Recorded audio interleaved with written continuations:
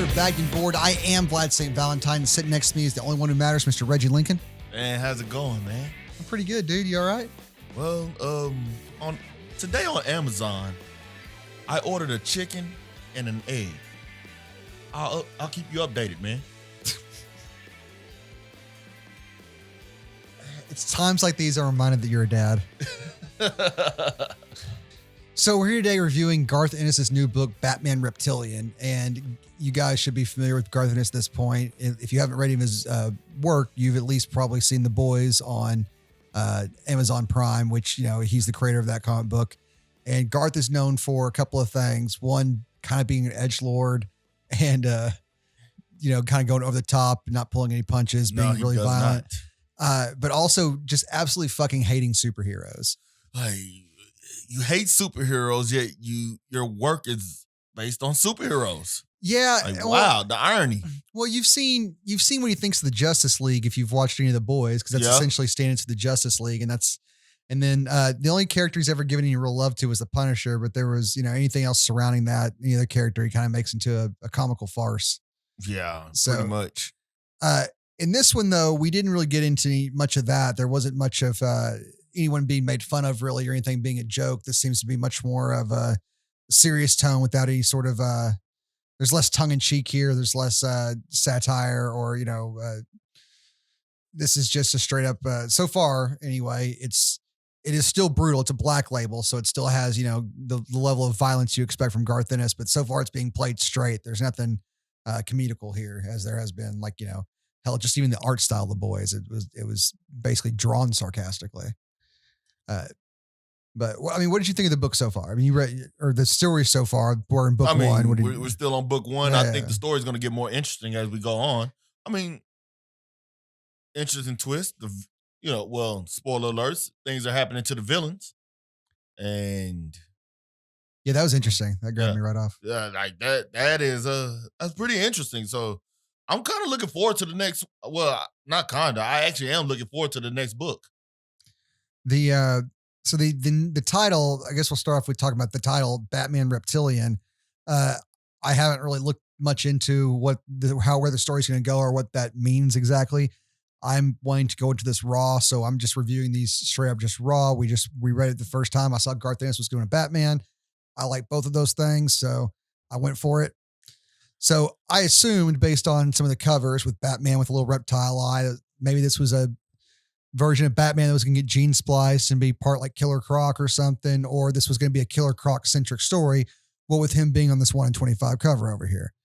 No Killer Croc in this book yet. Not yet, but I'm kind of just like you. I'm kind of assuming he's going to be there. I'm assuming he's the one that's doing the killing. He's the only one physically capable of doing some of the horrendous killings. So basically what we find out in this book, and all we really find out in this book, and I know you're on, there's a lot of things around this. We start off with a lawyer who's got his client off. He was a world champion boxer and he battered a couple of women. But it was Edgar. I don't remember. It was Edgar. I know his first name is Edgar. But they dismissed the evidence that Batman brought in because he was a vigilante. So Batman confronts him on the steps and pretty much calls him a coward. Yeah, he goads him into throwing a punch, and then Batman breaks his legs. Self-defense. Yep. Which, adds nothing really to the story except for to set the tone for what kind of Batman we're getting here. One who's deadly serious and doesn't mind doing things maybe a little more extreme than what we're used to. And they did make a point in this book to say over and over again, Batman doesn't kill. We all know he won't kill, but as he points out to a thug, he's shaking down for information later. He's like, I won't kill you, but I'm worse. I won't let you die. I'm going to keep tormenting you and making you, basically be my bitch. That was Constantine, right? Why the fuck would they name a character Constantine, though? You have a major character named Constantine. That's just confusing. It's with a K, so I guess there's a difference instead of a C, but whatever. After we have the opening scene kind of establishing the tone, Batman's back at the Batcave, and he gets a report that basically the Mad Hatter and Scarecrow have been found eviscerated. I think one was like shoved inside the other one or something. It was a horrific scene of death and stuff. So, of course, he goes and investigates and then goes looking for a thug who was part of I think, a part of Scarecrow's crew at one point in time. That's that Konstantin Volkov you're talking about. Yeah, Konstantin, who he was Batman really just he got in his head, man. That's for sure. But he, threatens him, holds up the building, tells him he's going to torture him for, and hold him by the head at that. Yeah. Yeah. It was, and the Batman, the way we'll get into how the art style in this too, the way they drew Batman in this, very, very tall, slender, very imposing, almost looking, detached from form. It was, almost like he was floating on, a mist of darkness. It was cool imagery. I really like the art in this a lot. I really like the book. I like Garth Ennis though, and it was kind of neat to see him bring his dark tone without having to bring the satire, the cynicism so far. But I mean, it's been brutal, but Batman's not being played as a joke, which is pretty much something I'm definitely happy about. So Batman's got the dude hanging off the roof, and the guy's like, I don't know anything that's going on. I don't know what happened with I don't know the Penguin and Riddler situation. Which is like Batman's whoa, what? Because Batman's there investigating what had happened with Scarecrow and Mad Hatter, because Nick Constantine, again, as we said, was part of Scarecrow's crew at one point in time. But he's like, no, I left the crew after we went to go do a hit on the Riddler. He quit. And he's like, I quit after, we went to do a hit on the Riddler and Penguin, and what we found there fucked me up so bad that I was done. So apparently, he spills the beans to Batman that when they went to go hit Penguin's place, they found Riddler just mutilated, man. Yeah, slit down, neck to nuts. Mm-hmm. Yeah, and Penguin nailed to the ceiling, and like, wow, that's gruesome. Wow, they did the Riddler dirty. Oh man, people have been doing the Riddler dirty for years, man. He hasn't gotten any respect since Jim Carrey, and that wasn't, Jim Carrey's kind of the end of that. I like Jim Carrey too. Yeah. I didn't mind that one. I was also a kid when it came out. I was in 5th grade. So yeah, you're right. I actually thought, at that time, I thought Schwarzenegger was actually good at being Mr. Freeze. No, I wasn't that far, but that's how young I was. Yeah, that's fair enough. If there's any casting calls, you can cast me as the next Mr. Freeze. I think I'll be better off with that. You would be better than he was. Will you do Blueface though? Of course. Yeah, well, then we'll go. There's no blue people that is offending. So Neptunians are people too. Volkov talks about, once a month all the villains get together and Batman's like, oh, they plan to kill me. He's like, how'd you know? Are you bugging them? He's like, well, I was, but till I realized they couldn't, decide what 2 added up to, and it's like, okay, well, there's the boobery that, Garth Ennis is into. He's making the villains out to be the idiots this time around. Pretty much. But Batman's good at that, making people look stupid. Well, that's true. That's true. But Garth is blatantly pointing it out this time because, again, he has to have somebody be just complete clown shoes. And I guess who better than the Joker since he wears clown shoes. Yeah. During the meeting, he said, everyone just was on edge and he was feeling tense and everything was getting on their nerves. And eventually it popped off and people who were friends were pulling guns on each other. And then just as soon as it happened, it all went away. So setting up for something later on down the line, and that's kind of interesting. I hope they go somewhere with it. I hope they don't J.J. Abrams this. Sounds a lot like WWE. Oof. Yeah. No, that's it. That's they try something really, really hard and figure out that it's not working and then just abandon it halfway through. But after this guy spills the beans, Batman's like, you're going to go join the Joker's crew and be my inside man. He's like, why would I do that? He's like, well, you said the Joker was kind of starting the tensions off. He's like, it could have been any of them. Everyone was on edge. He's like, yeah, but you're going to go get in the Joker's crew for me, be my eyes and ears. Otherwise I'll just make life even worse for you. Matter of fact, there wasn't even otherwise. It was just, you're going to do this. Yeah, you're going to do this whether you like it or not. So Batman's intense in this one. He doesn't mind fucking with people. So I kind of like the way they're portraying Batman. He's a little, because you get tied up in the Batman being, the best detective, the best kind of superhero out there. But a lot of times you're kind of stung by that. He doesn't kill people and it just causes more chaos. And in this one, he's not killing people, but he's making the point that me not killing you is not better. No, it's not. No, I'm gonna make it to the point where you wish you died. And you know what? I kind of like the fact that it's like Batman already decided to go beyond judicial process by being a vigilante in the first place, but that only goes as far as arresting the person.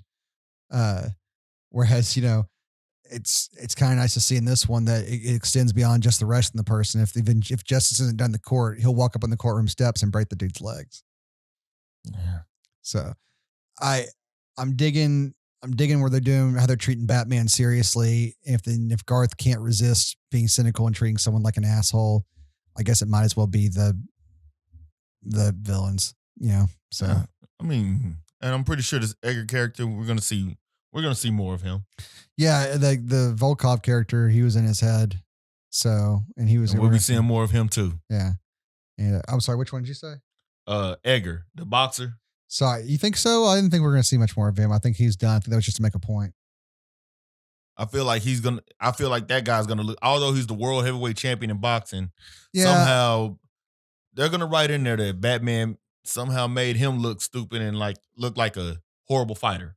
Well, I think it was just a one and done sort of situation, just to establish the tone and what Batman's willing to do and how he doesn't mind. And they had to make it somebody big and tough. So because if Batman had just had like some asshole who beat his wife or whatever up there, just some normal schlub that took a swing at him, of course Batman would break him. But you gotta have someone who's giant. That way, when he breaks his legs right there in the step, it's all the more impressive. Yeah. And pretty much, not only was he a giant, he's the world heavyweight champion in boxing. Yeah, he was a prop. He was a prop for that one scene to establish the tone, which was a good prop, but that's all he is. I don't think he's going to be a recurring character or anything. So, but only time we'll find that. In due time, we'll find that out. And we basically end this issue with Constantine going back to his apartment and trying to take some pills and going to sleep, but Batman's still in his head and he's freaking out, thinking Batman's in his. He's hearing Batman clicking the lights on. Traumatized by Batman.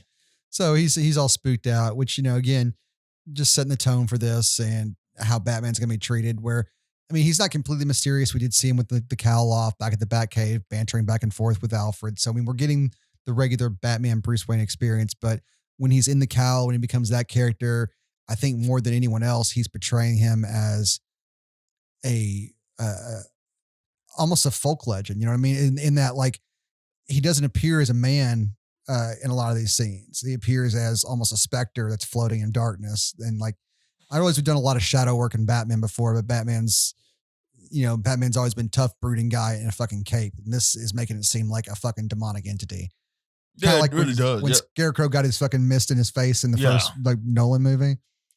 So I'm liking how they're treating Batman in this so far. And again, I'll wait and see if Garth is going to bring his trademark cynicism to it. But ultimately, my biggest question is, where the fuck does Reptilian come into any of this? Because I haven't seen anything Reptilian yet. Nothing Reptilian, no Killer Croc at all yet. Not yet. Just because of we're only assuming it's just because of the title. Like we really haven't seen nothing. The title and the cover. The cover and the other covers, they have Batman with like a reptile eye and stuff. So yeah, I don't know where they're going with this, but I mean, I'm looking forward to seeing where it goes, because so far I'm loving the tone, I'm loving the mood, and like gutting for the main villain just right out of the gate is, ballsy to be sure, but like it really is. But I mean, established authors like Garth Ennis or Jeff Johns or Grant Morris, I mean, they have the goodwill of the people enough to kind of get away with shit like that, especially in these short run miniseries that don't exist in the real universe. You're not actually fucking anything up. You're just telling the story that you want to with these characters and their established plot, their established, basic histories. So we know, like it's like you just said, we know, hey, let's kill this also. We know, let's keep them guessing. Hey, it's not this guy. It's not who you thought it would be. So let's get them out of the picture in some kind of way. Well, to be fair, it's not like I ever thought it was going to be any of these guys, because none of these guys had the penchant for this level of violence. But the fact that they died is that actually caught me off. Yeah, that's the shocking bit. Yeah, that caught me off guard right there. Like, I knew something was going to happen to some of these guys, but I didn't expect them to die. I know that Garth likes to be violent. I know this is, Black Label, but yeah, I wasn't expecting evisceration of 4 characters in the first issue. Yeah, that's for sure. Especially that many, yeah. But I don't mind that. I don't mind a little ultra violence, especially, again, like you said, this isn't in like, the regular Batman series where they just decide to kill off 4 of the villains out of nowhere. It's like, that's it, they're done. And it's like, well, until they're resurrected in about a half a year or a couple of months, because that's how long people actually stay dead. But yeah, in Gotham City, yeah. But yeah, this is a standalone thing is pretty good so far. I like the tone, I like the atmosphere, I like the art. So far, Garth is about an 8. He hasn't gone full fucking bonkers hero-gasm yet. Not yet. So I don't know. I'm looking forward to the next one. What about you? Oh, most definitely. Looking forward to the next issue.